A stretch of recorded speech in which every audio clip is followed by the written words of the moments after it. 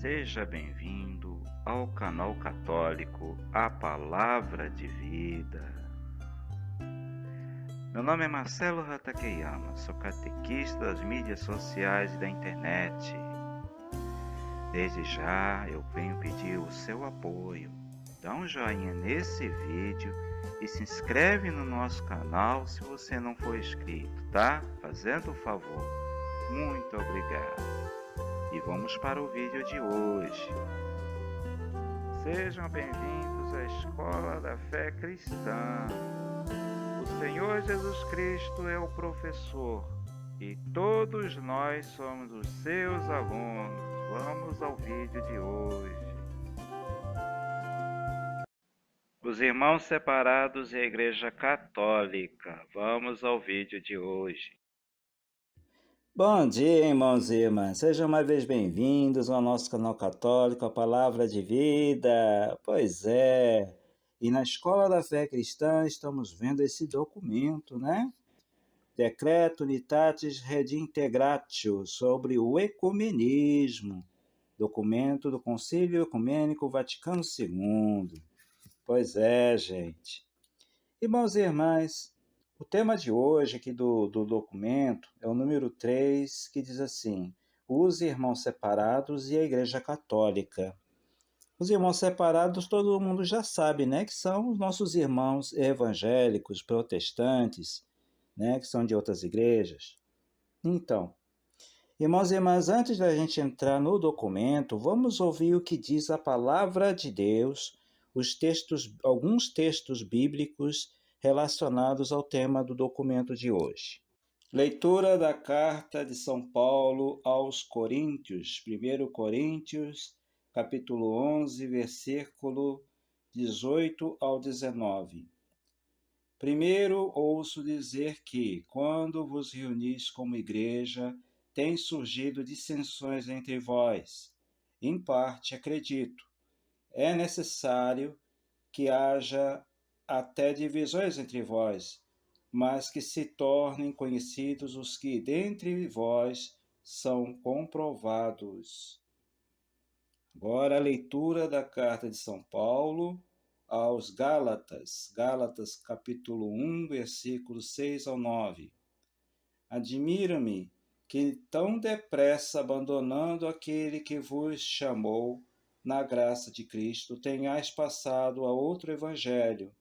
Não que haja outro, mas acontece que algumas pessoas vos estão perturbando e querem corromper o evangelho de Cristo. Por isso, pois bem, mesmo que nós, ou um anjo vindo do céu, vos pregasse um evangelho diferente daquele que vos pregamos, seja excluído. Como já dissemos, e agora repito, se alguém vos pregar um evangelho diferente daquele que recebemos, seja excluído. Leitura da primeira carta de João, capítulo 2, versículo 18 a 19.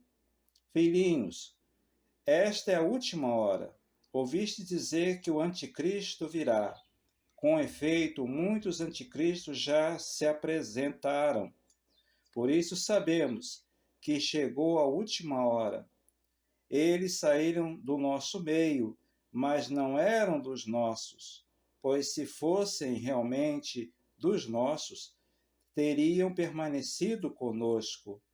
Mas precisava ficar claro que eles todos não são dos nossos. Palavra do Senhor, graças a Deus. Agora que acabamos de ouvir a palavra de Deus, falando a respeito sobre divisões, e a gente pode perceber que a Escritura Sagrada, o Novo Testamento, é contra essas divisões, vamos ver aqui o que diz o documento da Igreja sobre o tema de hoje. Nessa Igreja de Deus, una e única, surgiram desde o início algumas fissuras, que tem a ver com as leituras que acabamos de ouvir, que o apóstolo condena com vigor.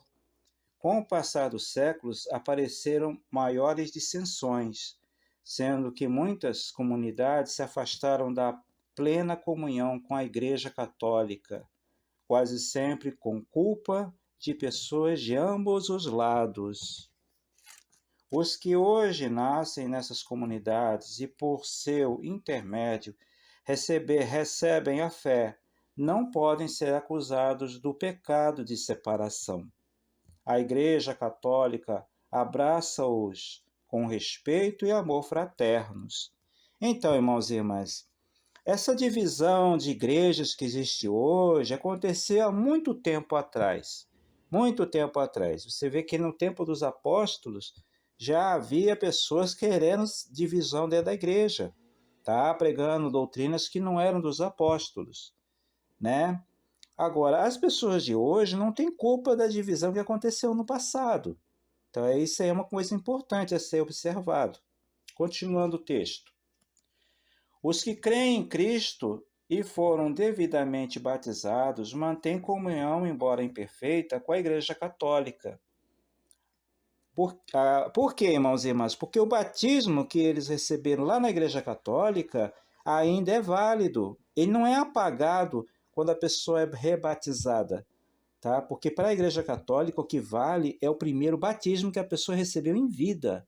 Se a pessoa foi batizada na Igreja Católica, ela é filha da Igreja até o fim. Ela pode até mudar de religião, mas ela continua sendo filha da Igreja. Afastado, separado, mas ainda é. Entendeu? Vamos continuar. As discrepâncias doutrinárias, disciplinares ou relativas à estrutura da Igreja que existem em relação aos católicos criam sérios impedimentos à plena comunhão eclesial, que o movimento ecumênico procura justamente superar. No entanto, os que são justificados pela fé e se tornam no batismo membros de Cristo merecem o nome de cristãos e são reconhecidos como irmãos no Senhor e pelos filhos da Igreja Católica. Tá vendo, gente? Olha a postura da Igreja em relação aos irmãos separados. São reconhecidos como irmãos. Será que eles têm a mesma atitude com nós católicos? Aí fica a critério de cada um, né? Continuando.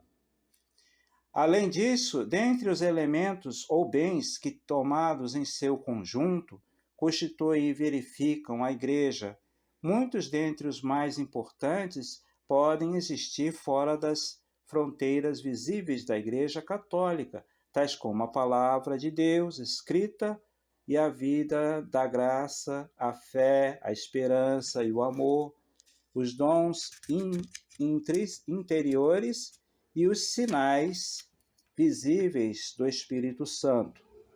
Tudo isso provém de Cristo, e a Cristo reconduz permanecendo, pois, em direito à Igreja Católica. Os irmãos separados realizam também inúmeras ações sagradas da religião cristã, as quais de diversos modos, podendo em condição específica de cada igreja ou comunidade, geram e alimentam realmente a vida da graça e podem ser consideradas aptas e a abrir as portas da salvação. Por conseguinte, as igrejas e as comunidades separadas, apesar dos seus limites, não podem ser inteiramente despidas de significação e peso no mistério da salvação. No mistério da salvação. O Espírito de Cristo não reluta em passar por elas como meios de salvação, cuja virtude deriva da plenitude da graça e verdade confiada à Igreja Católica. No entanto, os irmãos separados de nós, quer devidamente, quer em suas comunidades ou igrejas, não gozam da unidade com que Jesus Cristo quis acumular todos os que reunis num só corpo, regenerou e vivificou para a nova vida, tal como professam as Sagradas Escrituras e a tradição. A plenitude dos meios de salvação residem somente na Igreja Católica de Cristo, que constitui o auxílio na sua generalidade. Acreditamos que de fato que o Senhor somente confiou a totalidade dos bens da nova aliança ao colégio apostólico, presidido por Pedro, para de fato construir na terra um só corpo de Cristo, a que todo o povo de Deus é chamado a se incorporar, ao qual, de certo modo, já pertence. Este povo, durante a sua peregrinação terrestre, embora em seus membros esteja sujeito ao pecado, vai crescendo em Cristo para Deus, de acordo com seus misteriosos desígnios, e a suavidade conduzido para a plenitude final da glória eterna, na Jerusalém celestial, a que chegará um dia na alegria. É isso aí, irmãos e irmãs. Então, esse foi o vídeo de hoje, né, falando sobre a postura da igreja em relação aos irmãos separados, tá bom? O importante é que a Igreja Católica, ela reconhece os irmãos separados como irmãos, como iguais, né? A gente espera que os nossos irmãos separados tenham a mesma atitude com a gente, né? É isso aí. Mas muito obrigado por vocês terem assistido esse vídeo até o final, tá? Muito obrigado. E até o próximo vídeo, gente, que vai falar sobre o ecumenismo, que é o número 4, tá? É isso aí. Então, louvado seja nosso Senhor Jesus Cristo, para sempre seja louvado. Um abraço a todos. Muito obrigado a você que assistiu esse vídeo até o final. Se você ainda não deu o joinha nesse vídeo, por favor, dá um joinha nesse vídeo, tá? E se inscreve no nosso canal se você ainda não é inscrito. Muito obrigado. Até o próximo vídeo, gente. Louvado seja nosso Senhor Jesus Cristo, para sempre seja louvado.